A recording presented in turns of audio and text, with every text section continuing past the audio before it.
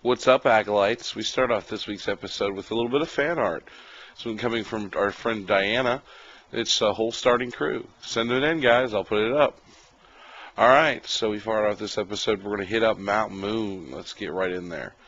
You'll notice I sped up the game speed a little bit. I figured it would shorten the episodes a little bit, and it wouldn't feel so monotonous.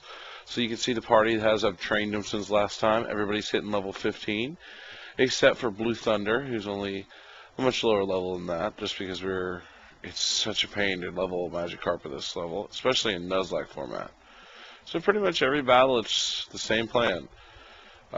Send out Blue Thunder, switch to somebody else.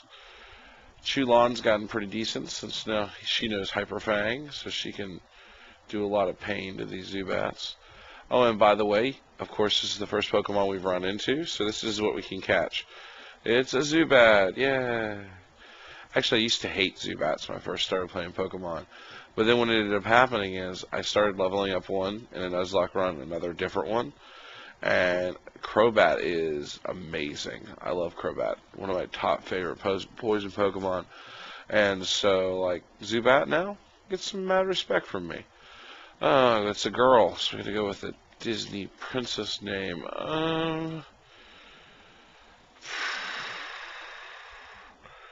Screechiana? Screana? Screana is good. Instead of Tiana, Screana. It's a good Zubat name. Alright, first combat in here from a trainer.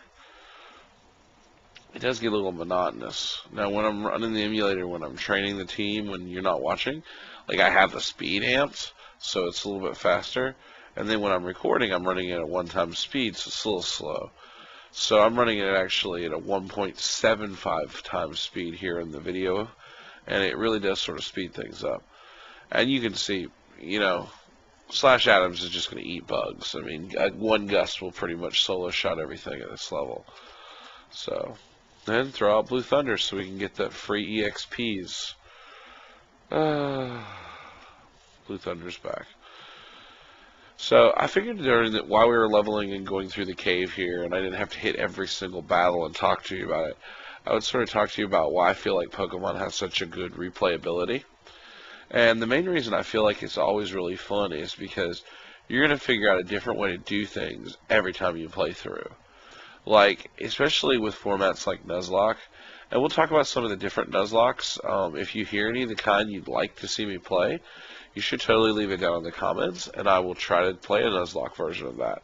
I still think I might play a Gold and Silver, or like a Emerald or Sapphire or something soon. And since I'm actually doing these on a computer emulator, I can still even do DS ones, so I could pull out, you know, like a Diamond or a Pearl, or like a Black and a White. So let me know what you'd like to see. But we're talking about some different format of Nuzlocke. By the way, this is one of the scariest fights in here, because one sing and all of a sudden you're in bad way. But it helps that Karate Chop will solo shot these little weak normal types, which, you know, in the new games have become fairy types, which whole mixes everything up. But so I think the other versions of Nuzlocke I really enjoy. I saw this one and I've been dying to do it. It's called is it called Married Lock or Wedding Lock? I think it's Wedding Lock, where if your starter is a male, the first female you catch is its wife, and you can only switch back and forth between those two Pokemon, with the exception, if you catch another male, you can catch another female. You can have multiple married sets in your party, up to 3, do the math, and what you end up doing is it's actually sort of clever and sweet. Say I started with a Bulbasaur, and the first thing I caught was a Pidgey, and she was a female. That would be the married couple. When we go into combat, if I started with either Bulbasaur or Pidgey, I can only switch back and forth between those two, unless they get knocked out. And then that's a horrible situation because you lose the pair, because till death do us part, right? So that's an extreme version of Nuzlocke. A couple other ones I've seen that look really fun, but also like super intimidating. Extreme hard mode, no Poke Centers. I don't even want to believe how you'd start that one. I've seen I'm a Cheap Bastard version of Nuzlocke, which is you don't use, which the name could definitely come up with a better name. Maybe like the Cheapskate version, But that's where you don't use Pokemarts at all. You can only use items that you find. So that would be pretty intimidating too. The Pokeballs become super valuable because you only find so many Pokeballs, Great Balls, and Ultra Balls, and you'd be like, they would be like a precious commodity in a Nuzlocke where, it's very often you'll use a lot of different Pokemon because you'll lose some. I mean, I'm expecting to lose some by, Misty. So somebody between Misty and Sarge and Lieutenant Surge, somebody's going to hit me with something that's super effective. I'm going to lose something. It'll probably be Blue Thunder here, but if I can get Blue Thunder to 20, I feel pretty good.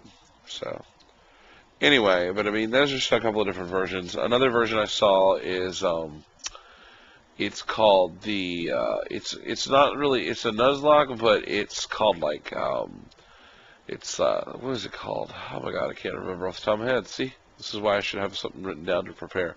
Oh, it's like a type lock, which is you can only use certain types. Like if you start with your water starter, you can only use water type Pokemon.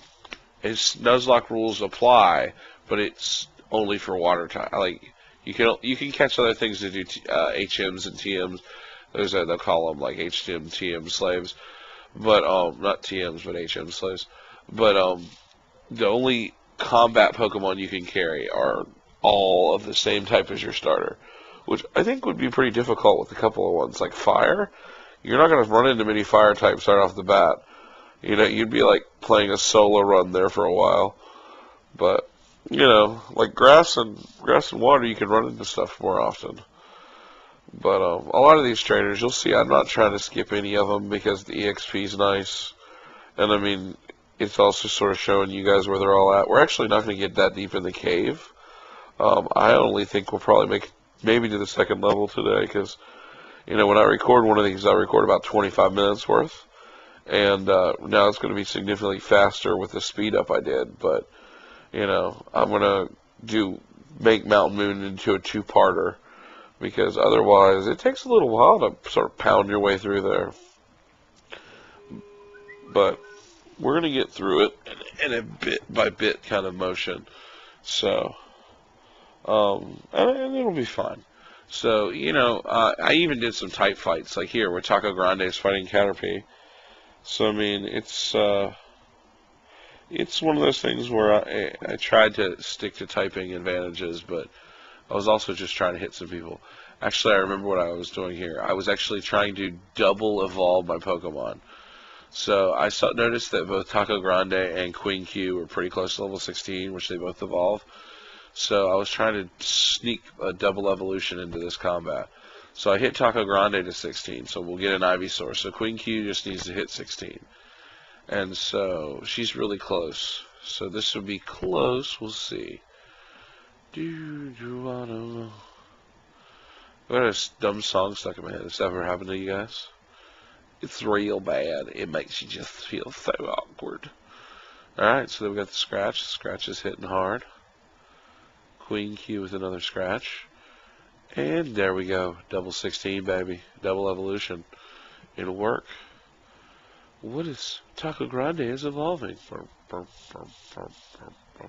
How many of you have accidentally hit like B during this evolution phase? And then you're like, oh, it stopped evolving. And you're like, damn it. Why didn't I hit any buttons? Curse these meat hands of mine. I don't know what other kind of hands you have. You got like Star Wars metal robot hands.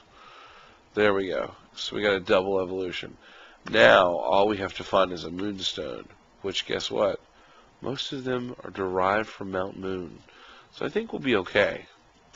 And then we can have a Nidoqueen at low level, and that is going to wreck face. Like, insert your face, insert a wrecking implement, repeat. There you go. You know the advantage of using Blue Thunder as my starter? Not as my starter, but my lead Pokemon? Magikarps are fast. So I'm literally just like, oh, stuff, run away. Yeah. Because, you're not going to fight every single Pokemon you run on these routes. This tunnel and the Dark Tunnel are both, like, incredibly tedious. Alright, so let me think of a different topic. We're talking about the different versions of Nuzlocke I can run. If you have any suggestions, by the way, totally put those bad boys in the comments. I love to hear different ways to play. Like, the replayability is awesome, because every time you play through one of these games, it's different.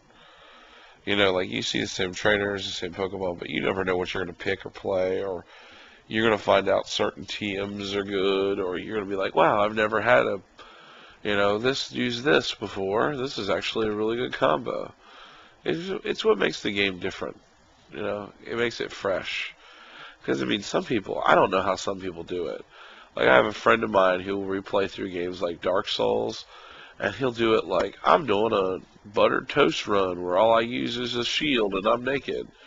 And, like, dude, mad props and respect to those people, but it would frustrate the absolute shit out of me. So I don't do that. I try to do fun versions like Nuzlocke and stuff, but, like, not like, a video game should never feel like a chore to you.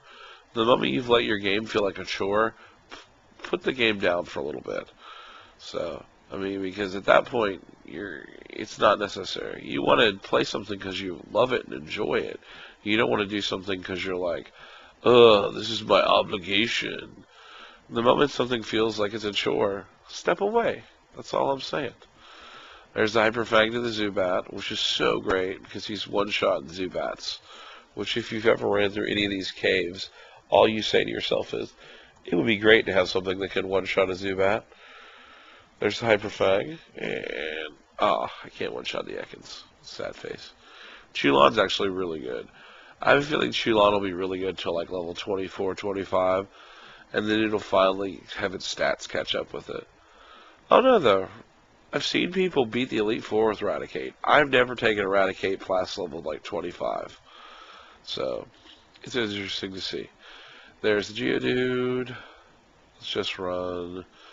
I think we're going to fight this trainer. This might be the last trainer we fight in here. We're looking close to our time. Oh, there's a Rattata. Fear the Rattata. Blue Thunder switch. Come back. And then it's just nice to having a pretty equal balanced party right now. And this has all come randomly because, you know, this is just what I've run into. But, you know, having a Mankey that you know can one-shot normal types is excellent.